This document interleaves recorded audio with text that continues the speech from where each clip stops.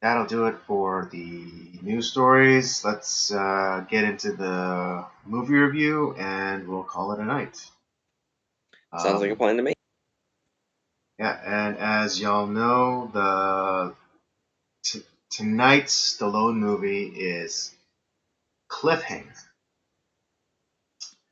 from 1993. 93. Obviously stars Sylvester Stallone and somewhat undervalued Michael Rooker. And I love Mike. yeah, I mean, it's funny because he's one of those really interesting character actors. People always laud and praise Robert Duvall as a character actor, but Michael Rooker, he's a really good character actor as well. He's a great actor. I love him. He's been in Days. He was Rowdy Burns in Days of Thunder. For the Walking Dead fans, he was Merle. Mm-hmm. He's been. He was in Tombstone. I forget what his character's name was, but he was in that. Yeah, Guardians of the Galaxy. Guardians of the Galaxy, of course. But yeah, and also,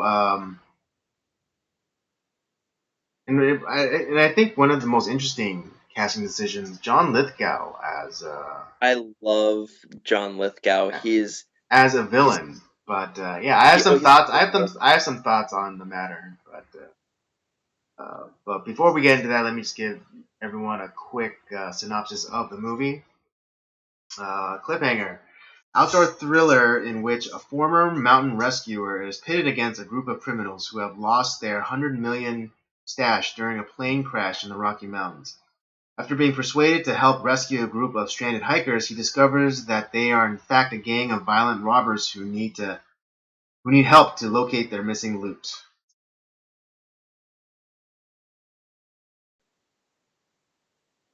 This I had forgotten that this movie existed for when we were looking up like Stallone movies, and yeah, I was like, oh yeah, that's right. That's right. He was in Cliffhanger, and since I had never seen it before, I was like, well, let's go ahead and check this out. And man, let me tell you, the movie starts off real hot, real quick.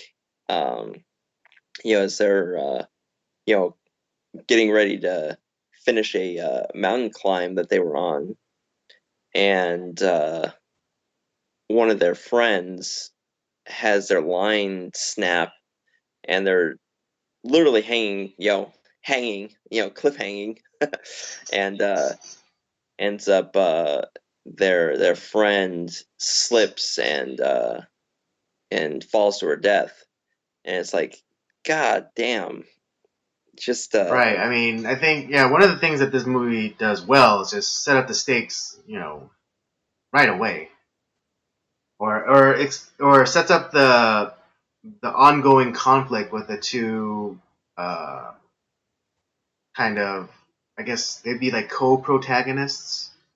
Even though Michael Rooker's character is is not, I don't think considered all that important to the plot of the movie. But yeah, it's like it sets up the conflict between these two guys really well, and in no uncertain terms. Um,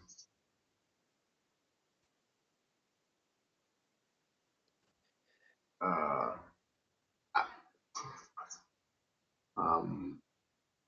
one of the things I thought was really strange was the two what is it, the two teenagers, the kind of like beach bums, but then transported to Colorado. Yeah, that was a little weird for me, and especially after there's like a time shift, and it's like 8 months have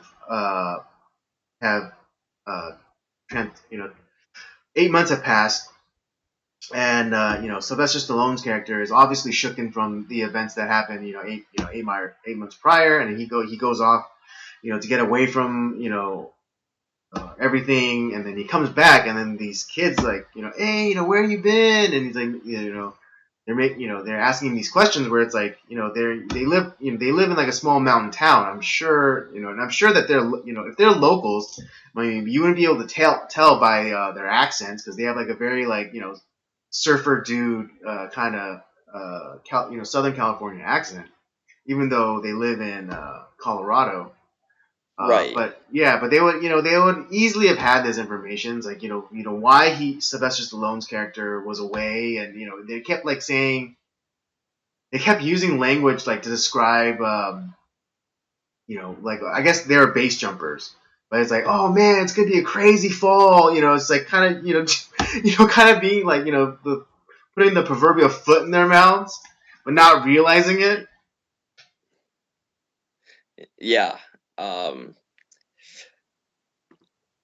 That and was like that. Those characters were just like a little bit too much for me. I was just like, oh god, you fucking morons. I could have done without them. It's like one of those things like, this incident, it was probably one of the most famous incidents in that, at least in that town. And Right. it's like the fact that like these guys, were so insensitive to that fact. I know. It was what at the time, were they like ripping on a bong or something? Yeah. It was just terrible. Yeah. I mean, okay. Um, Yeah, and but you, oblivious teenagers aside, I enjoyed this movie a lot more than I remember. I mean, the first time I saw this movie was back when I was like still like a kid. But seeing it as an adult again, I understand like some of the problems. Uh, one being, and I kind of mentioned that the oddball casting of John Lithgow as the villain, and it has just like kind of like the kind of over the top cartoonish, muscle, mustache twirling kind of villain for this movie. you're right. Now, here's the thing: is Lithgow later on becomes a really good villain. In the fact, if you watch, I don't know if you've ever watched Dexter, he is a great villain in that series. Mm. No, I haven't seen But yeah, Dexter. no, he's definitely kind of cartoonish, more cartoonish villain in this film. Mm-hmm. Um, but I still like it. It worked for this film. Okay. For me, it worked. I think kind of like the over the top situation for it, like it's like these guys, this band, John Lithgow is the mastermind. He has this his crew, and they're trying to steal money from the Treasury Department, in these like huge like denominations that are only used for like banking. Um, and the only time that they're and they only transport these large sums in planes, because they could because convoys can be hijacked, or trains can be derailed, but no one has like their own plane to go and try to like stage, or to pull off like a stagecoach robbery situations in the air. Um, Exactly. so the heist happens in the air, with the help of a turncoat Treasury Department agent. Um, and I forget the actor's name, but he's been like in everything, and he always plays like the cop or the special agent. You know, particularly like Yeah. in the '90s. Mustache, Yep. cul-de-sac.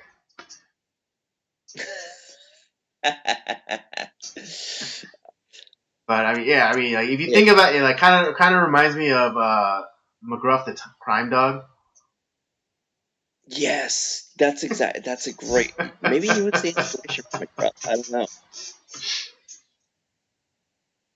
um, Yeah. yeah, I mean, I'm gonna this movie. I generally did enjoy it. It's not perfect by any means, but it's still a very enjoyable, or better than, or it's a lot better than I remember. There's not really like one thing about this film. There's nothing that really like a big like standout scene. Like as far as like acting goes, like ooh wow, that was a really good. You know, that was a really great scene. We had with like Rambo, we had that kind of final scene between Rambo and his former commander, where you Mm-hmm. feel Rambo's passion uh, and his burden as a character. Mm-hmm. There's a couple of those scenes in Rocky. Here to me, there's not really like a standout scene that's like, wow, that was powerful. But Mm. the whole movie itself is kind of a kind of a fun ride, if you Right. will. Yeah. I'm not saying that it should get awards or anything, but it's fun, and it's a nice popcorn film. Which I think popcorn films are just as valid as the Oscar winning ones. So. Right, right, right. Um, no, I'm just saying that, as far as like, because normally we'll break down scenes, we'll talk about them. Here, Mhm. there's not really like a, ooh, wow, you like this scene here, in like the second act, like, wow, that was powerful. Right. You don't really have Well, I that in mean, this. I think. Well, let's talk about in terms of like kind of over the top kind of scenes. Like particularly the one like with the fight scene in the cave, and Stallone like stabs a guy with a stalactite. Yeah, that was great. Um, some of the wild like shooting that goes on in this film, Right. It's like which they're is a right little in front of crazy. you. Yeah, you can't. But you can't kill them. It's kind of like towards the end when the traitor agent is tracking down the last case, but Stallone attaches it to a rabbit, and the rabbit's like and like he's like going and he's like looking at his little device that tracks the cases. He's like, oh, what's over here? What's over there? And then he sees that it's a rabbit, and he's like, and he gets frustrated, and he like shoots at the rabbit that's standing like that's right in front of it with an automatic weapon, but yet still doesn't hit it. Yeah, it's that stormtrooper Yes, syndrome. that's stormtrooper aim. And of course that they don't have they have anti stormtrooper aim when they have to make like one of those really dramatic kill shots and like do it in slow motion and things like that. Of course. Of course, yeah, it's like so yeah, it's a very selective and then, like especially from like these the bad guys who are like these mercenaries, so or like more or less hired guns. Uh, that's like their whole business. It's kind of like the AT&T commercials that came out recently about like pretty good is not that isn't good. Yeah, yeah, Yeah, it's like exactly. hiring assassins. Like it's like it's like oh I hear he's like yeah I hear you're the best. It's like yeah I'm pretty good. 50-50 success rate. It's like what? Yeah, that's exactly what type of henchman we get in this film. It's like, we're okay. Yeah, exactly. It's like yeah I heard you the best. Like yeah we're okay. It's like nothing to write home about. Um, yeah, like I said, as far as like um, characters go, I mean, the two surfer guys were probably like shouldn't have been in this film to begin with. It's like I could have done without them. Right. Or Um, like yeah, or make it just like one character instead of like two buddies. right. Because the thing is, it's like having them in there. It's like, are you guys like guest starring from like another film? Yes, it's Right. It seemed very out of place. Like 'cause you were expect like with them in it, it almost seems like it's one of those uh like a teen movie, where it's like hijinks on the slopes or like kind of like in the tradition of like those old 60s beach movies, like Gidget or what have you. Right, right. Right, but this one just happens to be in Colorado and in the snow.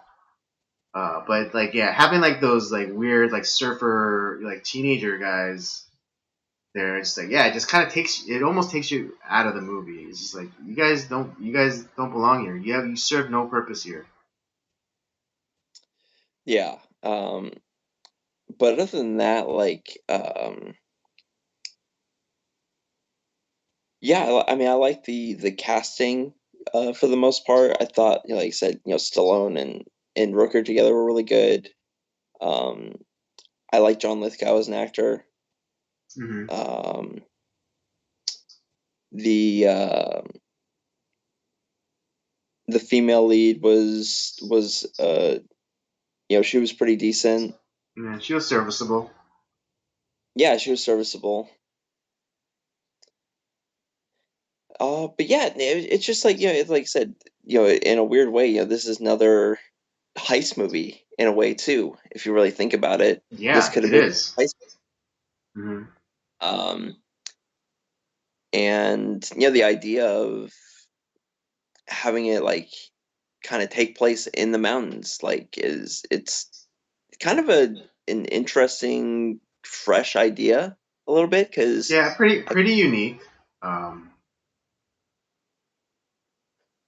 it's yeah, I not mean, I instant wonder. like It's weird because when I was watching, the heist scene where like in the plane, I was wondering to myself, I wonder if Chris Nolan saw this. that was thinking the same thing. God, get out of my brain, dude. Um, but yeah, I was like wondering if Chris Nolan saw this and maybe that was the inspiration for the kind of rescue scene in The Dark Knight Rises. Yeah, that's kind of what I was thinking too, because there's a lot of similarities from the Cliffhanger plane heist to what was going on in Dark Knight Rises. Mm-hmm. Yeah. Um, yeah, but you're right. It's pretty unique, especially for the time, because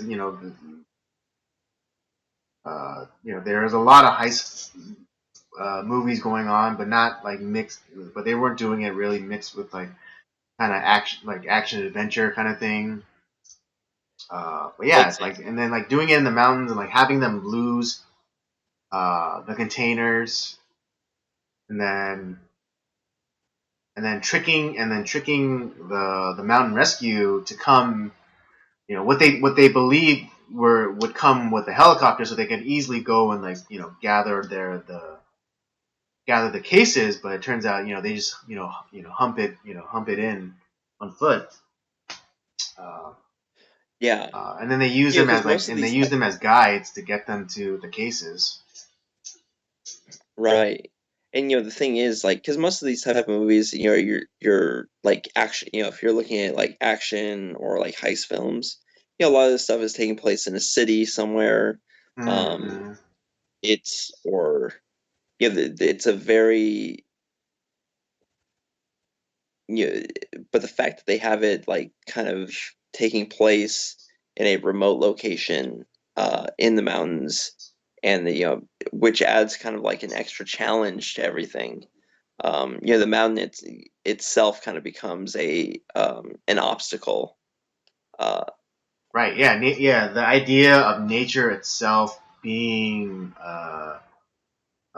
yeah, like you said, an obstacle or a hindrance or or challenge. Because like if it was like an urban setting, there'd be a lot of things that the robbers would have to mitigate, like crowds and traffic and a heavier police presence. right, and but up in the mountains, like yeah, you can shoot off your guns and do all that stuff, and there's gonna not gonna be much of a challenge from a bunch of people there, from that. Right. Yeah. Your biggest threats are, like, frostbite, hypothermia, wild animals, um, being caught in an avalanche. Exactly. Exactly. It was and I really liked the uniqueness of the idea of Cliffhanger. I thought it was really cool.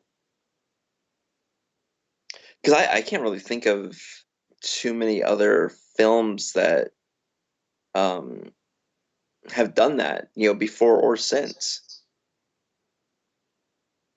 Well, I don't know if you remember, but I don't even remember the title. But there was something similar, but it just wasn't a. It wasn't a bank heist. It was an escape. It was an escape film. But it's of all people, Howie Long was the star. Former NFL football player. Where Oh he God, plays what? that must have been utter garbage. I don't know. I just remember the commercials. And the premise, but it's like Howie Long is like a firefighter, like kind of like like in that recent movie, only the brave, about the hot shots firefighters that tackle forest fires and such. Um, Right. yeah, it was like he's one of those firefighters, and there's a brush fire, but then there's also been a prison break, in that area as well, from like a bunch of criminals, and so like uh, Howie Long has to go and like fight them off, or or catch them again. Um, and like while they're trying to get off the mountain, Howie Long is like trying to catch them, or has to stop them. So it's kind of a similar premise to Cliffhanger, but just little one or two things tweaked. Yeah. God, that movie must have been complete garbage. Yeah, I wonder. Yeah, I'm When wondering what that movie was called. Hold on, I'm gonna look it up real uh, fast. the but no, I just like you said, there's because Cliffhanger, I'm assuming, was a kind of uh, a blockbuster release. It wasn't like some straight to video. It was um, it was a serious release. Put out in theaters and stuff. And I I'm just saying, like, I don't think there's Hmm. been ones that have been quite as successful, Hmm. before or since, because it is kind of a unique idea. Right. True. Oh yeah, it was called Firestorm. Oh man, it sounds like it sounds so terrible. But I want it now. I kind of want to watch it now. Hmm. All right. Hmm. Was there anything else that like kind of stood out to you, or like another like scene that you liked, or action scene that you really liked?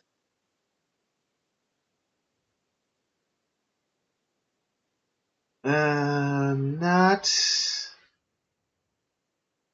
not really. I guess the only, I guess one of the only like kind of like cinematic archaeology thing about this film is the opener. When Sylvester Stallone's character goes to go save Michael Rooker and his girlfriend, off of this mountain, and the girlfriend, harness, gets loose and comes undone, and like he's has to hold on to her. The only other scene, I know that there have been like parodies of it, and I think one of the best, or the most well known, is the one in Ace Ventura 2. Right. Right, and but in Ace Ventura 2, it was with a raccoon, and they do like the That's right. same thing where like he's like sending him across on a line, and then the harness thing like buckles, and like and he goes out, and he's out on the line, and he's like holding on, and like the little onto the little raccoon paw, and it's like slowly slipping out of its hand. And the loss of that raccoon is what pushes him into going into Tibetan temple for meditation, and for and a recentering, as it were. Um, the one thing that like uh, I I would say is part of cinematic archaeology is the uh, yeah, I'm referencing a Simpsons episode here. It was the Mr. Plow episode when Homer is crossing the that rickety bridge. Right. Um, yeah, that was a reference to Cliffhanger, and Ah. Okay. that whole scene, like where he goes up to to get to That's Barney. right. That's right. I Yeah, forgot about that. that's all like Cliffhanger references. Hmm. Yeah, which is really such a random movie to to And a pair. little bit of when Homer, climbed the murder horn. That too kind of was That's a little bit cliffhanger Cliffhanger. referencing. Yeah. Um, so I mean, yeah. There's like little things here and there for cinematic archaeology. Hmm. Not as big as like let's say Rocky or First Blood, but Hmm. you know it has its moments. Um, but yeah, no, I really like this movie. It's just kind of a nice, steady, straight to the point action film, action adventure film. Right. Like I said, this was the quintessential, popcorn film. Yeah, I think this had a when was the release date of this? Yeah, and it was like a summer release. It was released in May, so it was like right on right at the cusp of the summer movie season. So. Yeah, makes total sense. Hmm. And I'm pretty, at this point, Stallone is a pretty um, well-established actor, probably really famous. So, yeah, of course he's gonna probably did really well. Right. Yeah. At this point, yeah, he was a completely he was totally uh what is it tested and proven action star. Oh yeah, definitely. So yeah, so for him to do a movie like this, um, was a no-brainer. Was it the greatest? But was it entertaining? Yes. Yeah, I was highly entertained. It kept me going. It was They said this is one of those films like does it have a ton of replayability? Maybe. Yeah, I mean, it's like If something that if it was playing on TV and you're having to surf through, and it's like, oh yeah, cliffhanger, and you probably watch like maybe 15 to 20 minutes, and then you just change the channel. Yeah, but I like this film. This is fun. I'm glad I finally saw this movie. All right, let's give our rating, and we'll call it a night. Sounds like a plan to me. You want to go first, or you want me to go first? Um, I'm gonna go. I'm gonna go 3 stars. 3 stars. Okay. 3 stars because um, it's like I said, this isn't a cinematic masterpiece. Hmm. Um, obviously, so I can't go too high. Hmm. Um, there's not really a ton of like memorable like scene like as far as like great acted scenes per Hmm. se. Like I was like, wow, like that affected me. This is so you don't have that. Of the Stallone action films, it's not my favorite of his action films, so Hmm. that goes against it. I think there's other films that he did that had better action. Obviously, Hmm. like the Rambo series comes to mind, obviously. Um, and like the two surfer bum, bums that like I could have done without those two, to be honest, and the Mm-hmm. movie would have been just fine. Yeah. Um, but like I said, I like the uniqueness, the unique idea of it, kind of giving the heist action adventure film a different element, a different twist that I don't think has been done before, and definitely hasn't really been replicated well since. I mean, yeah, you talked about the Howie Long film, but had you not mentioned that, I would have never thought of that. You know what I'm saying? Yeah, and again, I didn't even watch that movie, but just like I just remember, like it was like in the oh yeah, it was well that movie Firestorm that came out in '98, so it was like 5 years after Yeah. Cliffhanger, but it's like still within still within the range. Um, for me, my rating, I'm gonna go right up. I'm gonna go knife's edge. I'm gonna say 2.5. All right. Yeah. I mean, again, not yeah. This isn't one of his best. It wasn't the worst.